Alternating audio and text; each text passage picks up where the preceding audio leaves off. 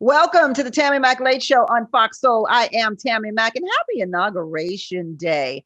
Ever since the announcement of Joe Biden's run for the presidency and his decision to break barriers with the selection of Kamala Badass Harris as the first woman and first African American and Asian American to serve as the Vice President of the United States, we have witnessed many historical events unfold in this country, both moral and immoral.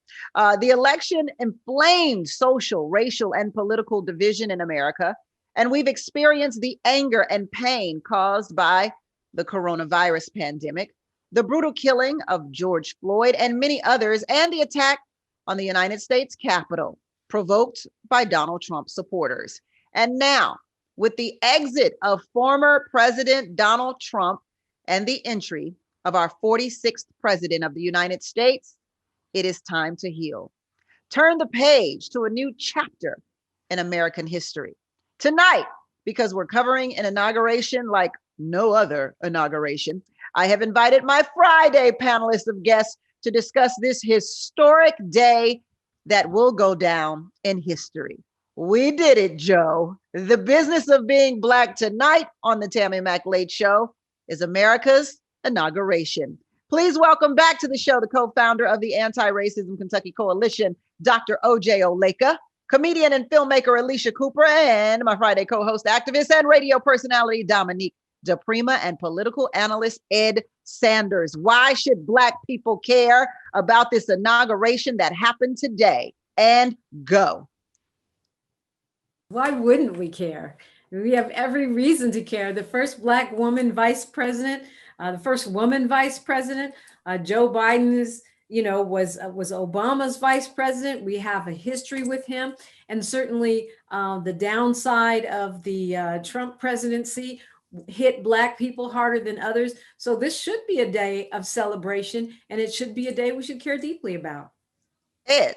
Yeah, no, I think Dominique captured it. The inauguration of a new president means the country's going in a new direction. And for African Americans, Donald Trump and this past 4 years have been an absolute disaster. Start with the COVID virus and how it's ravaged the African American community alongside the rest of the country. But certainly unemployment numbers are higher in the African American community, and we know that we need the federal government to take lead on helping getting people back to work. Alicia, where you at? Yeah, it feels like the adults are back in the White House. I'm just very excited. And the fact that Trump decided to skip the inauguration, it was wonderful. It just took the stench off the last 4 years. If I had looked around and saw his big orange head sitting there with his face all scowled up, it was wonderful that he didn't show up. And it was just a beautiful overall day. I don't know who let J-Lo sing, but it was a beautiful day. And I'm just excited. I feel hopeful. Dr. Oleka.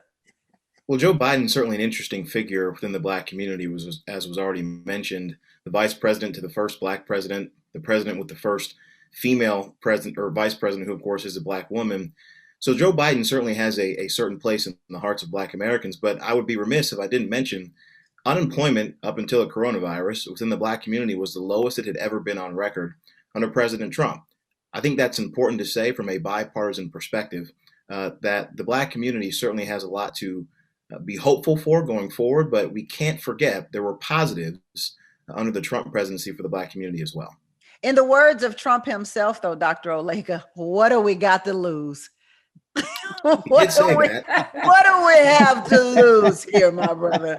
He did say that. Well, and I think it's important, and we've talked about. Or in the words of Dominique, thank you, Obama, because that unemployment trajectory of decreased unemployment in the Black community started well before Trump ever took the presidency. And it's also a question of what type of jobs we're talking about. The conservative push to put conservative judges on the Supreme Court to pull back labor rights means that we're talking about jobs that don't have protections like healthcare and higher wages. So it's careful what you look for. Well, speaking of health, go ahead, Dr. Oleka. Well, I say I don't think that's necessarily true when you actually look at the record of the courts and you look at the type of jobs that Black folks had. I mean, we have Black Postmates, professionals is that what we're who talking did about, well Dr. because of Oleka? President Trump. Really? But again, I think it's important that we look at this from a bipartisan perspective. Why should Black folks care about the inauguration? Because under Trump, pre-coronavirus, we were working at higher numbers than ever before, and Joe Biden has an opportunity to keep that up. Again, I'm an American first. I want Joe Biden to succeed. I'll pray for Joe Biden the same way I prayed for Donald Trump. But I think it's important that we look at the trajectory that's been continuing by and large since Trump was president, even before that, as Dominique said, and hopefully into the Biden administration. So speaking about healthcare, we've lost a lot of people to the coronavirus, over 400,000 people we've lost in America due to the coronavirus pandemic. And kicking off this whole inaugural event, I guess you could say yesterday, President Biden and Vice President Harris actually visited. Well, take a look at Yolanda Adams and her performance. I'm sorry, y'all. Take a look at Yolanda Adams. Hallelujah, hallelujah, hallelujah, hallelujah.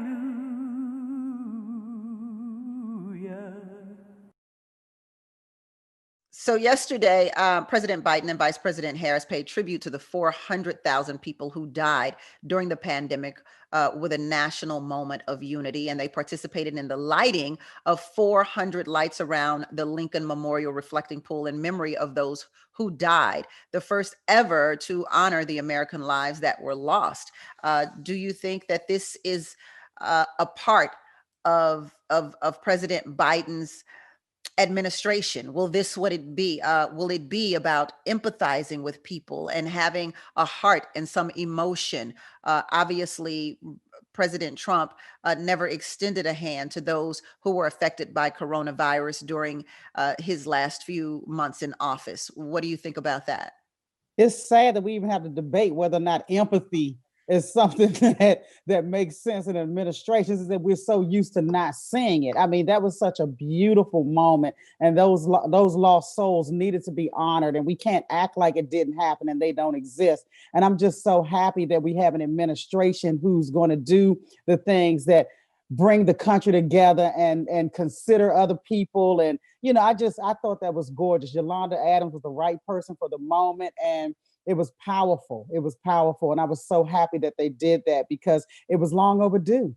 Dr. Oleka? I agree. I lost my father to a stroke about 5 years ago.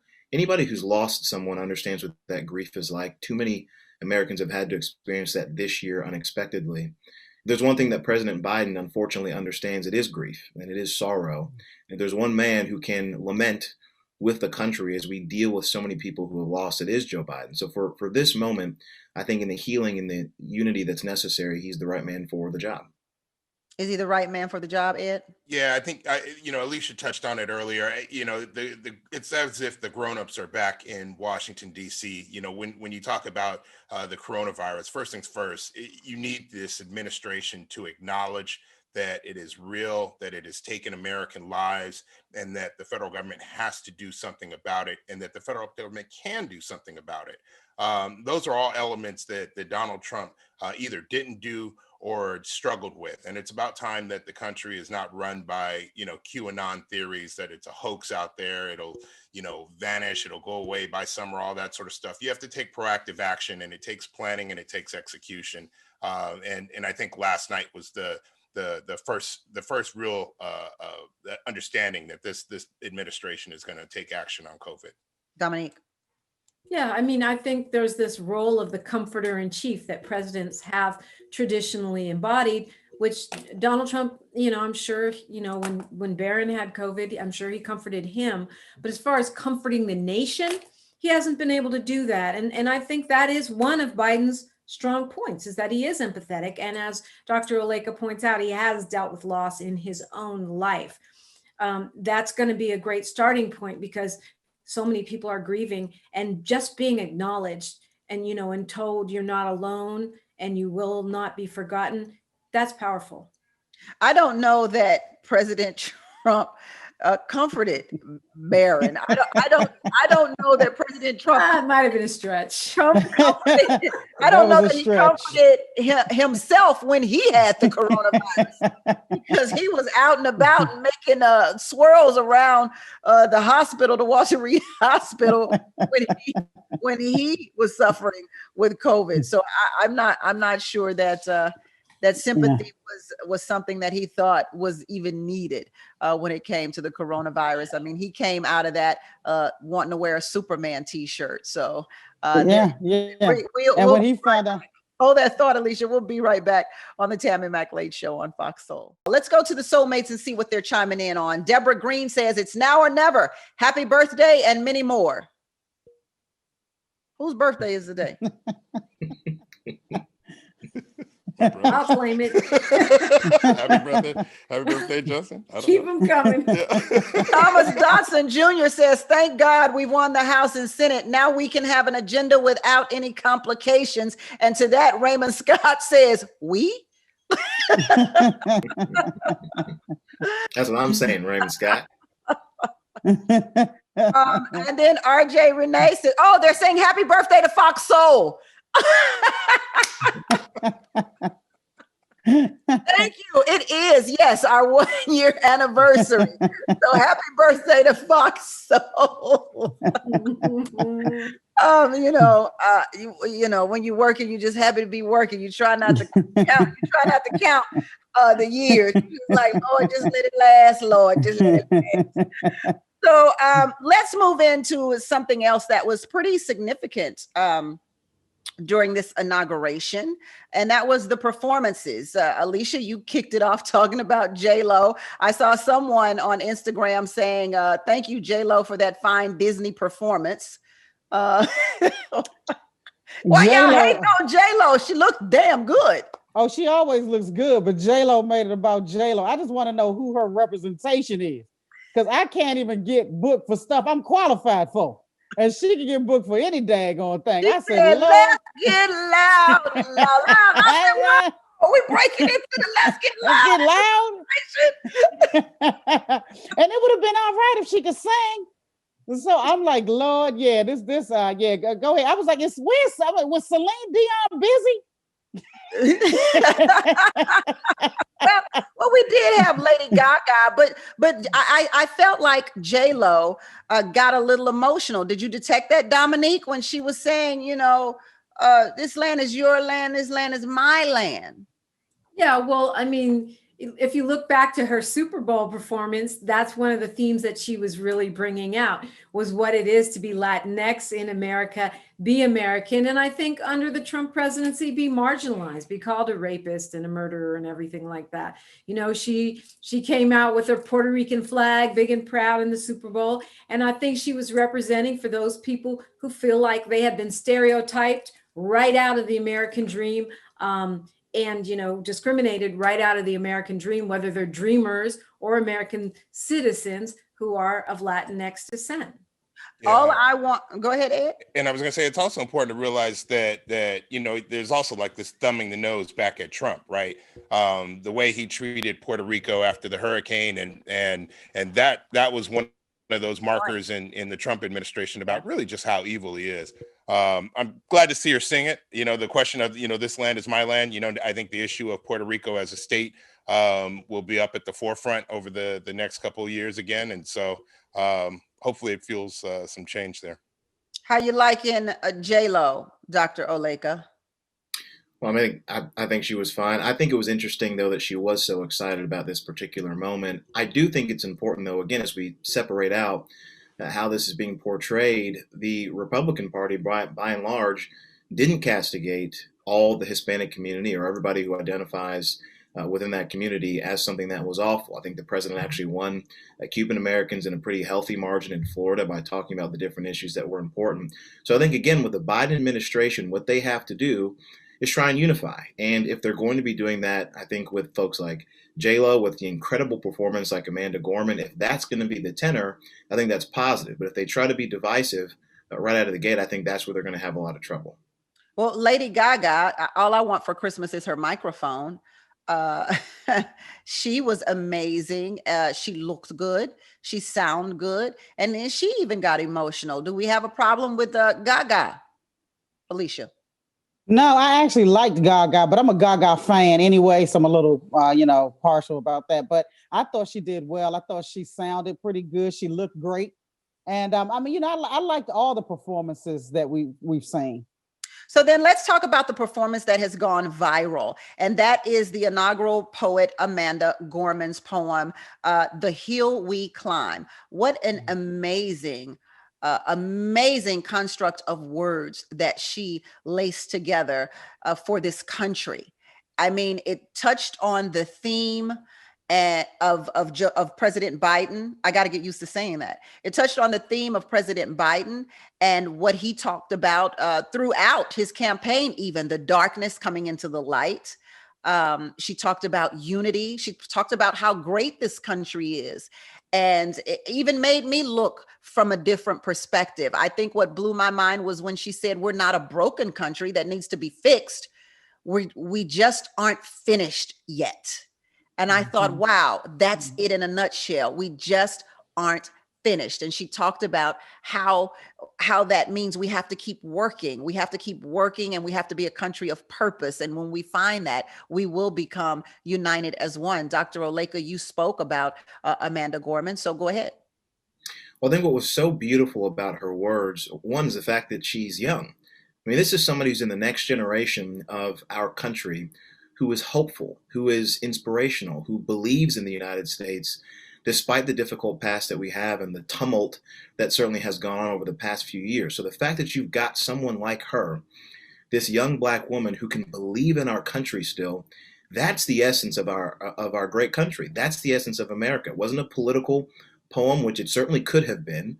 It instead was in the right perspective, which was believing in what our country can be based on the broken people that we are together. I thought that was really powerful. Do we hear the same poem? I thought it was a profoundly political poem. I thought that she was able to embrace what a true patriot is, which is we love our country, but we know that there's more work to do to live up to the promise of what America is in its Constitution, what we aspire to be. I mean, she certainly brought up the fact that she was, the daughter of a single mother, the descendant of enslaved Africans who built that capital, and that yet she was dreaming of being president and reciting for one. I felt it was deeply political in the fact that the personal is the most poignant way to illustrate the political. Yeah, I agree with you. And a lot of how this will be perceived is how the individual person perceives her speech. I thought it was moving and riveting, but I think for a large portion of this country, they're going to roll their eyes and dismiss her. And that, I think, therein is the problem. But that's exactly what she's speaking to. We've got to find a way to listen to the words that I'm not sure that that's totally true, Ed. I think a lot of people on both sides thought that this was a powerful speech, and I think they were taken aback by pretty much what Dr. Oleka said, that it did lack somewhat of a political tone and presented more of a loving tone and a love letter to the country versus one of anger, versus one of betrayal and wickedness. It really held a lot of hope. And I think both sides, Republicans, Democrats, progressives, can relate to the things that she said. I mean, her words. But political doesn't mean that it's full of hate. I mean, look at Dr. Martin Luther King. I think it was Che Guevara that said a true revolutionary is guided by a deep sense of love. I mean, just because I love my country, it doesn't mean I don't have a critique of it. It was Frederick Douglass who said the best friend of a nation is the one that has the sharpest criticisms of it. It's because we love it that we want it to get better. Yeah, of course, of course. But don't forget that this was all in the backdrop of a city where the military had over 20,000 troops there to secure it, because you just saw hordes of people storm the very place where they were, and those people aren't listening to Amanda. And that's the point, that what she spoke, we all heard. There is a very large portion of this country that very easily dismissed her, and that's what's unfortunate. But that's the work that's in front of us. No, I don't think that's the point. This is actually the problem that I have oftentimes when Democrats get in power. Here you had a young Black woman talking about how she loves her country, And instead of making it a moment where we can be thankful from a bipartisan or even non-political perspective, the desire is to turn this young woman's agency into a political tool. I don't understand why there must always be this overreach and make everything political. Everything is We're political, not more than Dr. 2 Like weeks that, away everything. from about a our country, horde and that's overrunning the Capitol. That is first and foremost one of the two issues that President Biden is going to have to deal with.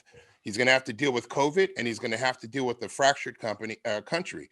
And for the first time in history, a president spoke the words white supremacy in his inaugural speech. You've got to deal with the issue, and you can't run away from it. It's not and this, honestly, Dr. Oleka, this is something that Republicans tend to do constantly. We just came off Dr. Martin Luther King's birthday. How many Republicans did you have to sit by, watch, and tweet out a quote about Dr. Martin Luther King, knowing that they don't feel that in their heart? They show it at every chance they get. And this is nothing different. And I think what I'm really saying about Amanda Gorman's poem is that it was indeed, to Dominique's point, incorporated criticism of the country, but it was laced with love. And I think that is why it can resonate with any American.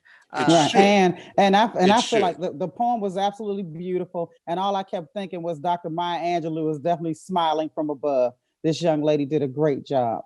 She was amazing. I'm proud of her because she's from Los Angeles. She's young. She's from our community, and she spoke to the country the way the country needed to be heard. I hope that the rest of the country hears her. What's interesting to me is everybody thought about Dr. Maya Angelou, and I did not. I only saw Amanda Gorman on that podium, and I saw her and her words, and Dr. Maya Angelou never crossed my mind because I was so wrapped up into her beautiful words and her thoughts about this country. It amazed me to no end. I was very, very overtaken with that poem. Her book is now #1 and #2 on Amazon. So things are happening, not like things haven't happened. This is not her first time being a part of the political realm.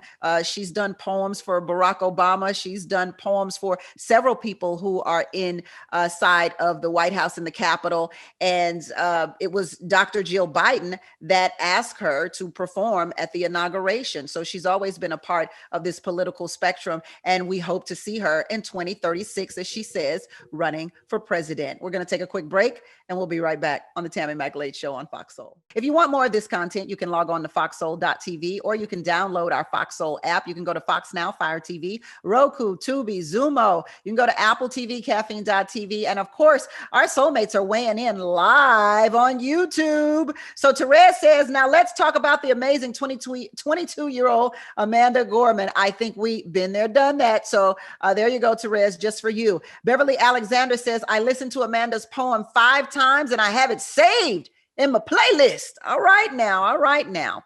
So let's talk about the actual moment that the vice president and the president became the president and the vice president. Vice President Kamala Harris was sworn in by Justice Sonia Sotomayor, who also swore in Joe Biden as vice president in 2013. Harris was sworn in using 2 Bibles. One belonged to family friend Regina Shelton, and another belonged to Thurgood Marshall. How do we feel about the history in these Bibles? Love it. I mean, the family, I don't know the story about the one, but with regards to Thurgood Marshall, as a graduate of Howard and to know that Thurgood Marshall made it to the Supreme Court, and certainly the impact that he had during the civil rights movement, knowing that she's standing on those shoulders, stepping into the vice presidency as the first woman, first African-American elected to that office, it is a perfect touch. You wouldn't have it any other way for her. On the opposite spectrum, President Joe Biden was sworn in by Supreme Court Chief Justice John Roberts, and Biden took the oath with his family's 127-year-old Bible. Wow. That Bible is full of history. Yeah, that's awesome. That Bible was created. Awesome. Look, that must have been the Bible that was created. That's the first Bible. That is an old Bible. Yeah, that's an old Bible, boy. Some old slave masters had that Bible. Yeah. Not like yeah. the one Trump took over the church, which had never been opened before, and he was holding it upside down. Some people actually read their Bibles. Yeah. Yeah. Yeah. Dominique, they- talk about the historical context of Sonia Sotomayor. Well, And I'm mad that she mispronounced the lady's name. she did She was mispronounce her name. She done called her yeah. Kamala. Kamala. She I called was her like, Kamala. oh okay, no. but the historical, not just the historical, but the significance to our country of having these two powerful women, you know, a Latinx woman, you know, a South Indian African American woman in these powerful positions at this moment. I think it's important. You know, representation really, really does matter. And, you know, earlier you guys were clowning on J-Lo and Lady Gaga for getting emotional. But I felt like as women, they were there for Kamala Harris's inauguration. Like Joe Biden was just, yeah, he was all right. But clearly, if you look at, you know, if you looked at J-Lo, if you look at Lady Gaga, and even the moment with Sotomayor, it's like for women of every walk of life, this was a really important moment. Women wearing their pearls and their chucks, women, you know, feeling very moved by this ascension. And I think that was just a powerful historical touch. Yeah, you're absolutely right. And what I loved was the optics of Nancy Pelosi with her all-female Secret Service team. That was cold. Did y'all see that? I missed that. Oh, Nancy Pelosi was surrounded by all-female Secret Service agents. I said, let's get it. We did it, Joe. How do we feel about it, Dr. Oleka? Well, I mean, I think it's an incredible thing whenever women have the chance to shine and be viewed as equal, which is what they are. And I think this moment certainly did that. And with the history of the Bibles, I also think that's a really incredible touch when you're able to see how who we are as people are influenced by the leaders that came before us, as Ed mentioned, but also the family that came before us. I mean, President Biden talks a lot about his father and the experience that he had being a working class man, having to lose his job. And the fact that that Bible was with that family throughout all those difficulties, and now is with Joseph R. Biden, President of the United States, when he gets sworn in, I think is pretty fantastic. And the same thing with Vice President Harris. So I like those moments. Again, I think it's important for representation, both for race and gender, but also for class, that anybody truly can succeed in this country. So speaking of this country succeeding, President Biden vows to be a president for all Americans. This sounds somewhat familiar to me because Barack Obama, I believe, said the same thing. What he didn't say that President Biden said was he quoted Abraham Lincoln, saying Abraham Lincoln said, "This is in my soul." And Joe Biden said, "It's in my soul. It's in my whole soul." And so it may be in his soul, but it takes more than one to unite an entire country. Is this a challenge that can be conquered, guys? Well, I think it's ironic that these Republicans are suddenly on this, you know, and with all due respect, Dr. Oleka, unifying the country. Like, where was all this kumbaya crap before Biden got in office? When, you know, Donald Trump was giving women and people of color the middle finger on the daily, giving poor people the shaft on the daily. Yes, I'm all for unifying our country and bringing down, you know, the violence, the rhetoric, the hate. But at the same time, you know, I agree with somebody, what somebody said on Twitter, uniting with white supremacists, probably not something I'm going to aspire to do. Uniting with fascists and neo-Nazis, not on the top of my list. Well, I think there's an important correction that needs to be made there. Republicans are not the same thing as white supremacists and neo-Nazis. I think that's an important distinction that needs to be made. Most Republicans, this is important because this happens all the time. Did you know that there were sympathizers and collaborators not white inside the supremacists. Congress? Republicans are not neo-Nazis. There are a difference of opinion with regard to how we proceed on the issues. Republicans, by and large, the past 4 years were respectful and should be and will be respectful for the next 4 years. I think what the president has to do, and I'm happy that it's in his soul, but it has to be in his policies. And if he wants to be a president who is a uniter, then he has to work with the Republican Party on issues where they can work together. If it's immigration, if it's infrastructure, absolutely with COVID, that's where you can be a uniter. But I need to see it. Why are you never worried about Republicans being uniters? Donald Trump was not a uniter, and I didn't hear you complaining about that. Well, I wasn't on the show most of the time there, but you're right. I do want to make sure that the president, whether it's a Republican or a Democrat, is a uniter. And I will say this. I think that the president, or the previous president, certainly hurt his legacy those past 30 days with the way that he behaved after the election. There's no question about that. But I think what we can do is hope that President Biden will work with the other side, as any president should do. Yeah, I don't know, Dr. Olik. I feel as though your understanding of what the Republican Party is sanitized at best. When you take a look at the Southern strategy and what has really built the power for the Republican Party, it is a direct reaction to the Civil Rights Acts of the 60s.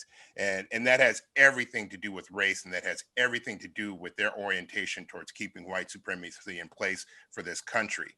And you can skate around on some of the economic stuff on what they do, but be sure that there's some very clear things that Republicans do once they get into power. They cut education at the base level so that families throughout this country can't survive. And you've seen it in this Trump administration, how they selectively figure out how to enforce some of the laws. I mean, look, one of the first things that Biden did is undo that immigration stuff at the border. That's not who we are as a country, and we know it. But a large portion of this country, namely Republicans, were very comfortable with people separating children from their families at the border. And that's despicable. And the Republican Party even Ronald Reagan, though, said, Mr. Gorbachev, tear down that wall. So if we are going to stand in line with Republican policies, we will go with the most famous and loved and revered Republican of them all outside of Abraham Lincoln, Ronald Reagan, who was not about building walls, but tearing them down. So Biden and Harris and their spouses honored the military by visiting the Arlington National Cemetery in Virginia, where they laid a wreath at the tomb of the unknown soldier. The Obamas, the Bushes, and the Clintons were also in attendance. What does this mean for the country? It's important for all of the former presidents to be seen together. I mean, very clearly, the past occupant of the White House, got out of town and ran off to Florida pouting. But by and large, the outside of Jimmy Carter, who couldn't attend because of age and health, you had all of the former presidents there. And this transition, this continuation of our democracy is really what's in question here. I mean, that's where Trump's pettiness, his childishness really comes into play and creates this division in the country. But seeing specifically George W. Bush and frankly Mike Pence there today, I think helps people to see the continuation and unity in this country.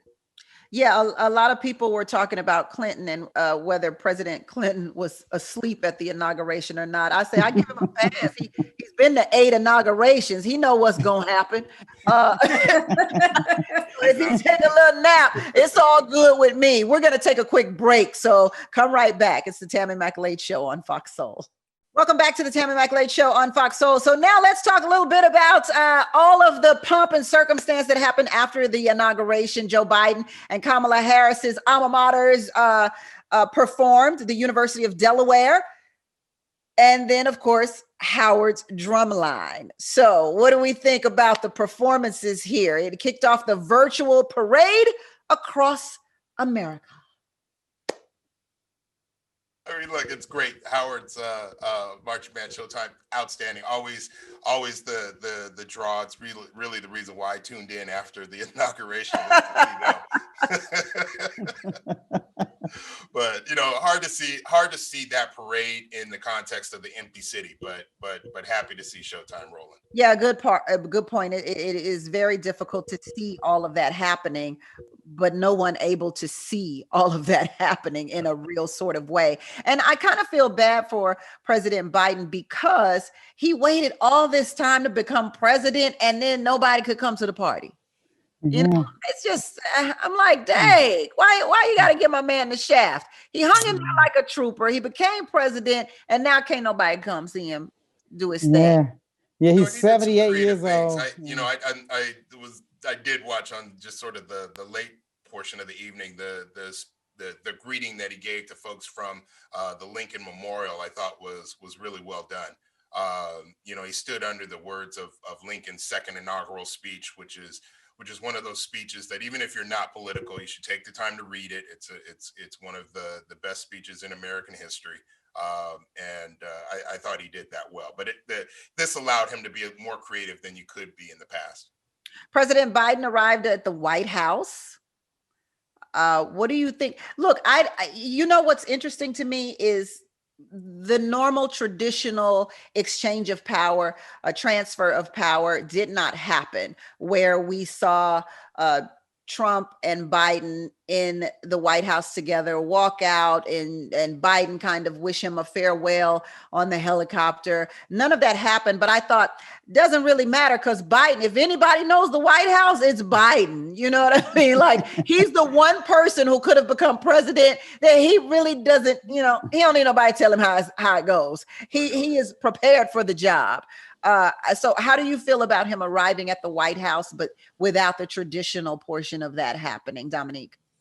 Well, I mean, it is sad that exchange didn't happen. I think the fact that Melania played along, she could have still invited Dr. Biden in, Jill Biden, and had that first lady moment, but she chose not to. So that shows that mentality of hostility and denial, it's a family thing, didn't just belong to Donald Trump.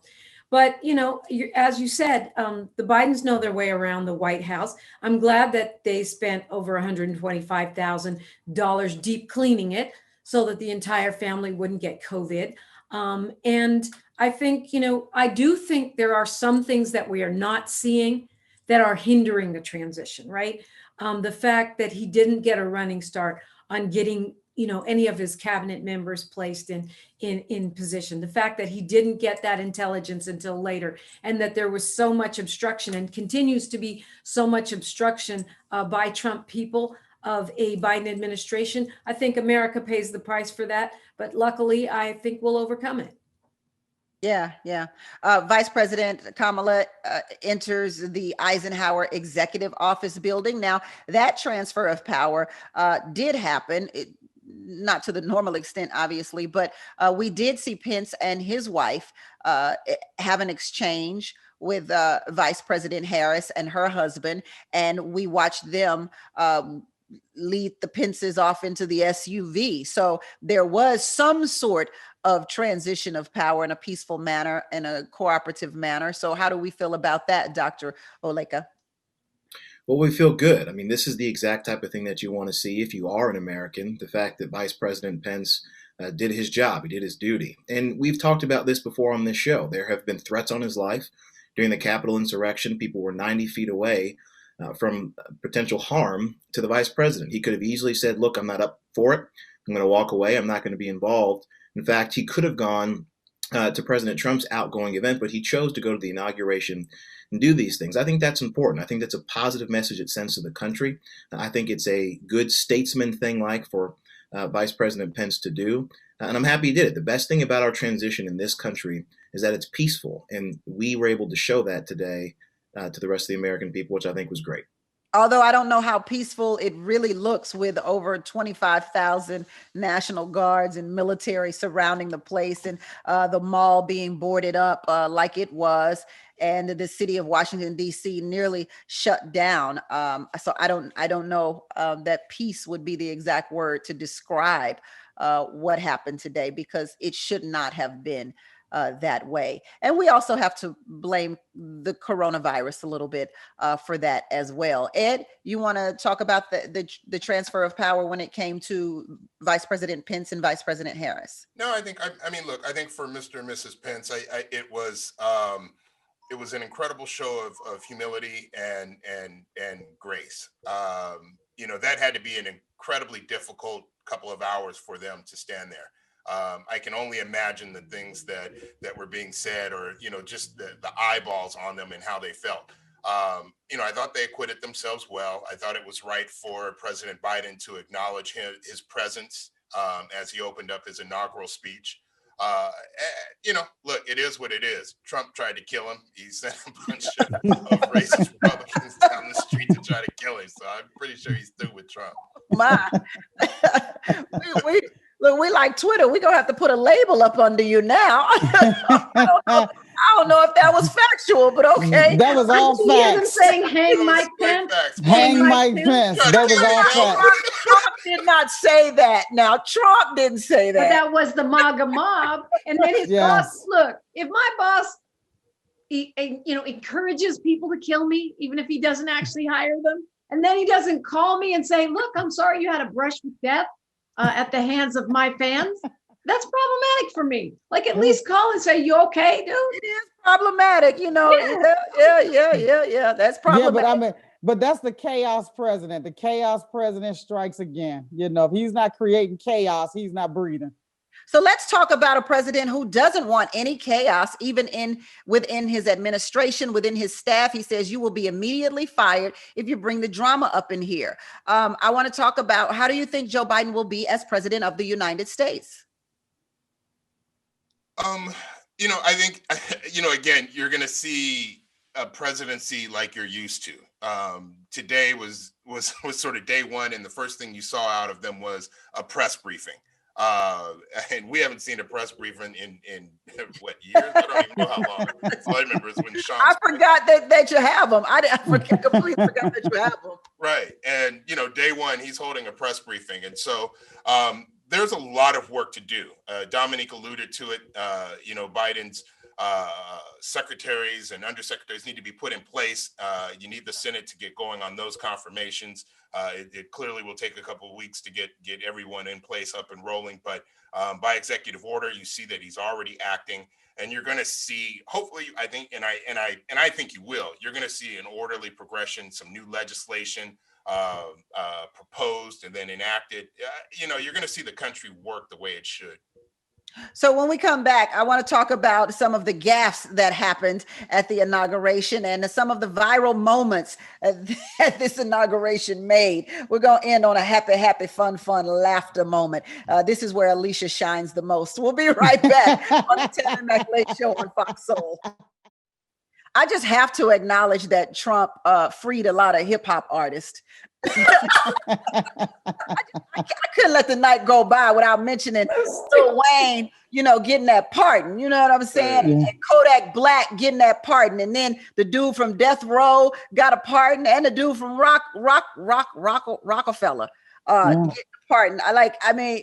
He was pardoning hip hop artists all over the place. I was like, okay. Trump said we need them 16 bars. So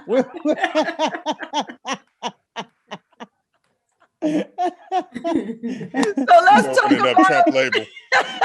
Right, they signing a Trump records next. So let's talk about first of all the fist bump that happened between Kamala Harris and Barack Obama. That little cute little double fist bump there.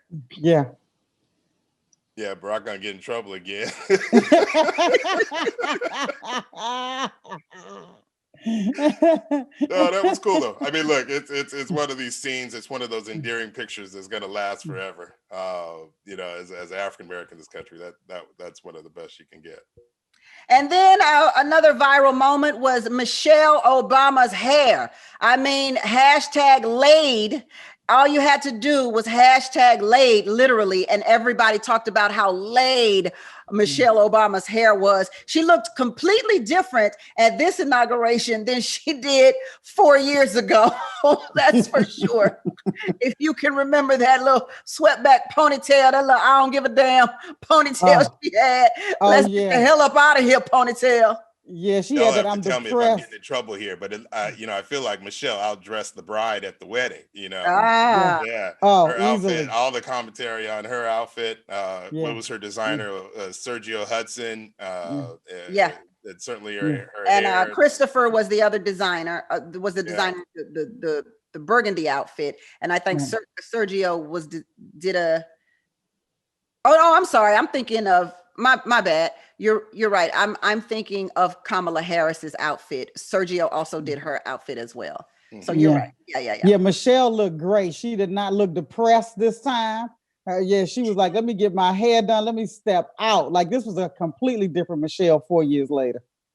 And so let's talk about also Kamala Harris's nephew, who had on some $10,000 Jordans there. And that went wild on the internet. What do we think about this? What does this say? Like, what is this supposed to speak to, Dominique? You know what? I can't call it. I have a teenager. I don't claim to speak for them. I feel like, I don't know what to say about that. You can't control your nephew. Well, maybe you can if you're the vice president of the United States. But, that's always where the controversy comes in.